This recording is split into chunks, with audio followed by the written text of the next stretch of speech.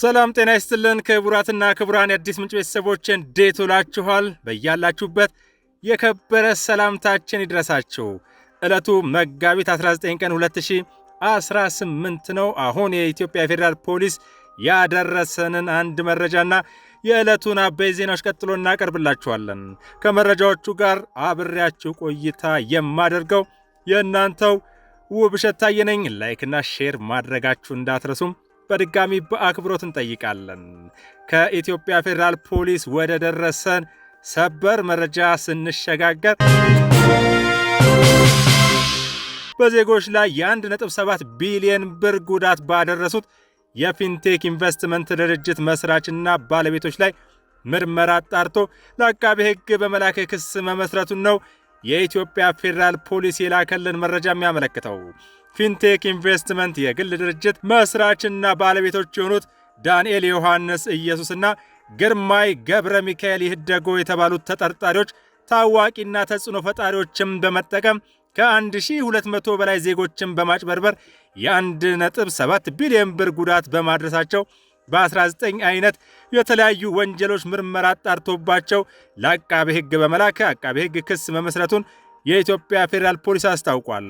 መጀመሪያ ክሱ የቀረበው ለአዲስ አበባ ፖሊስ ጠቅላይ መምሪያ ቢሆንም ምርመራው ውስብስብና ከፍተኛ ልምድ የሚጠይቅ ድንበር ተሻጋሪ በመሆኑ በተደራጀ መልኩ መጣራት ስላለበት ጉዳዩን ወደ ኢትዮጵያ ፌዴራል ፖሊስ በማምጣት ምርመራው በስፋት ሲጣራ መቆየቱን ፖሊስ ገልጿል። ተጠርጣሪ ዳንኤል ዮሐንስ ላይ ክስ ተመስቶበት ማረሚያ ቤት ሆኖ ክሱን እንዲከታተል መደረጉንና ተጠርጣሪ ግርማይ ገብረ ሚካኤል ይህደጎን ደግሞ በቁጥጥር ስር ለመዋል ክትትል እያደረገ መሆኑን የገለጸው የኢትዮጵያ ፌዴራል ፖሊስ ግርማይ ገብረ ሚካኤል የተባለው ግለሰብ ከዚህ ቀደም እንደ አውሮፓውያን አቆጣጠር በ2010 የደቡብ አፍሪካ የዓለም የእግር ኳስ ሻምፒዮና ወቅት አስካሉካን በተባለ ድርጅት ስም ወደ ደቡብ አፍሪካ ሄዳችሁ የዓለም ዋንጫ እንድትመለከቱ አደርጋለሁ በማለት ዜጎችን አጭበርብሮ በሚሊዮን የሚቆጠር ገንዘብ ካሰባሰበ በኋላ ተደብቆ ከሀገር በመውጣት የኢትዮጵያ ፌዴራል ፖሊስ ከኢንተርፖል ጋር በመተባበር ባደረገው ጠንካራ ክትትል ከተደበቀበት ሀገር ወደ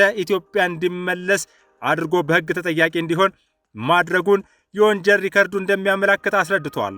ሁለቱ ተጠርጣሪዎች ተጎጆችን 50% ቅድሚያ ክፍያ 950 ሺህ ብር በማስከፈል በ90 ቀናት ውስጥ የመኪና ባለቤት እንደሚያደርጓቸውና ቀሪ 950 ሺህ ብር ደግሞ ያለ ወለድ በ5 ዓመት ተከፍሎ የሚያልቅ የባንክ ብድር እንደሚያመቻቹላቸው በመግለጽ ዜጎችን በማጭበርበር ክፍያውን እንዲፈጽሙ አድርገዋል ሲል ነው የኢትዮጵያ ፌዴራል ፖሊስ የገለጸው።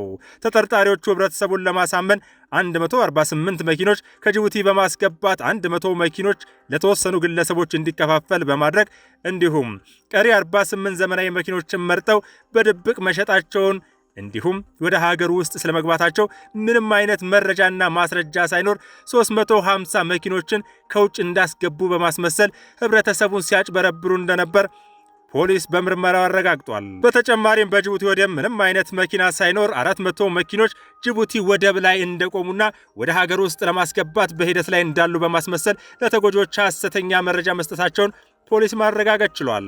በመስቀል አደባባይ ከተለያዩ ቦታዎች መኪኖችን በትውስት በማሰባሰብ ህዝብን በሚያሳስት መልኩ ድርጅቱ ከውጭ ሀገር ያስገባቸው መኪኖች እንደሆኑ በማስመሰል እንዲሁም የኤሌክትሪክ መኪና አምራች ከሆነው BYD ከተባለ የቻይና ካምፓኒ ጋር ምንም አይነት ውል ሳይኖራቸው ውል እንዳላቸው አድርገው የማጭበርበር ወንጀል ሲፈጽሙ መቆየታቸውን ፖሊስ በምርመራ ደርሼበታለሁ ብሏል። ተጠርጣሪዎቹ በጅቡቲ ውስጥ አልፋቲዞ በሚል ስም ድርጅት በማቋቋም BYD ከተባለ የቻይና ካምፓኒ ጋር አብሮ ከሚሰራ ሌላ ድርጅት ጋር በመነጋገር 10% ቅድሚያ ክፍያ በመክፈል የመጀመሪያዎቹን 148 መኪኖች ወደ ሀገር ውስጥ በማስገባት እንዲሁም ተጨማሪ 188 መኪኖችን በተመሳሳይ 10% ቅድመ ክፍያ ለድርጅቱ በመክፈል መኪኖቹን ተረክበው ወደ ሀገር ውስጥ ሳያስገቡ ጅቡቲ ላይ እንዲሸጡ ማድረጋቸውንና በአጠቃላይ 336 መኪኖችን 10% ጅቡቲ ለሚገኘው የቻይና ድርጅት በመክፈል ወስደው ቀሪ 90% ክፍያ ለመፈጸማቸውን የኢትዮጵያ ፌዴራል ፖሊስ ባደረገው ምርመራ ደርሶበታል። ከ1200 በላይ ተጎጆችን በማጭበርበር መዝግበው 95000 ብር ቅድመ ክፍያ፣ 285000 ብር የመንግስት ታክስ እንዲሁም 130000 ብር ለኤሌክትሪክ መኪና ቻርጀር ለማሰራትና ለባለሙያ በሚል ከእያንዳንዳቸው 1,365,000 ብር መቀበላቸውን ፖሊስ አረጋግጧል። የፊንቴክ ኢንቨስትመንት ድርጅትን ባልተገባና በተጋነነ መልኩ በማስተዋወቅ በህገወጥ መንገድ ከተሰበሰበው ገንዘብ ተጋሪ በመሆን የተጠረጠሩት ሰለሞን ቦጋለ፣ ሰራዊት ፍቅሬ፣ ዳንኤል ተገኝ፣ አብርሃም ግዛው፣ ይገረም ደጀኔ፣ መንሱር ጀማልና ካሊድ ናስር የተባሉ ታዋቂ አርቲስቶችና የማስታወቂያ ባለሙያዎችንም የኢትዮጵያ ፌዴራል ፖሊስ በቁጥጥር ስር አውሎ ፍርድ ቤት በማቅረብ የጊዜ ቀጠሮ ጠይቆባቸው ፍርድ ቤትም እስከ መጋቢት 30 ቀን 2018 መፍቀዱ ተገልጿል። የኢትዮጵያ ፌዴራል ፖሊስ በማጭበርበርና በህገወጥ መንገድ የተገኘን ገንዘብ ህጋዊ አስመስሎ በማቅረብ መኒ ላውንደሪንግ የሚባለው ማለት ነው፣ እንዲሁም የድንበር ተሻጋሪ ወንጀሎችን ጨምሮ በ19 ወንጀል ጉዳዮች በተጠረጠሩ የፊንቴክ ኢንቨስትመንት ድርጅት መስራቾችና ባለቤቶች እንዲሁም በህብረተሰቡ ዘንድ ያላቸውን እውቅናና ተቀባይነት በመጠቀም ሆነ ብለው የተጋነነ ማስታወቂያ በመንገር እንዲሁም በተለያዩ ማህበራዊ ሚዲያ የሐሰት መረጃዎችን ለህብረተሰቡ ማሰራጨት ዜጎችን እንዲጭበረበሩ በማድረግ በህገወጥ መንገድ ከተገኘው ገንዘብ እያንዳንዳቸው አሁን ባለው የገበያ ዋጋ 8 ሚሊዮን ብር የሚያወጣ BYD ሶንግ ፕላስ የመኪና ስጦታ በመቀበል በህገወጥ መንገድ የተገኘን ገንዘብ ህጋዊ አስመስሎ በማቅረብ መኒ ላውንደሪንግና በዜጎች ላይ ከ1.7 ቢሊዮን ብር በላይ ጉዳት በማድረስ በተጠረጠሩ አርቲስቶችና የማስታወቂያ ባለሙያዎች ላይ የጀመረውን ምርመራ አጠናክሮ እንደሚቀጥል አስታውቋል። ይህ ውስብስብ የወንጀል ጉዳይ በተሳካ ሁኔታ አጣርቶ ክስ እንዲመሰረት ከፖሊስ ጋር በትብብር ለሰራው የፍትህ ሚኒስቴርና በጉዳዩ ላይ መረጃ ሲሰጥ ለነበረው ህብረተሰብ የኢትዮጵያ ፌዴራል ፖሊስ ላቅ ያለ ምስጋናውን አቅርቧል። ክቡራትና ክቡራን ለሰዓቱ ከያዝናቸው መረጃዎች ሁለተኛ አስደሳች መረጃ ሲሆን 4 የጽንፈኛ ኃይል አመራሮች ለምስራቅ እዝ እጃቸውን በሰላም መስጠታቸውን ከመከላከያ ሰራዊት ያገኘ ነው መረጃ ያመለክታል።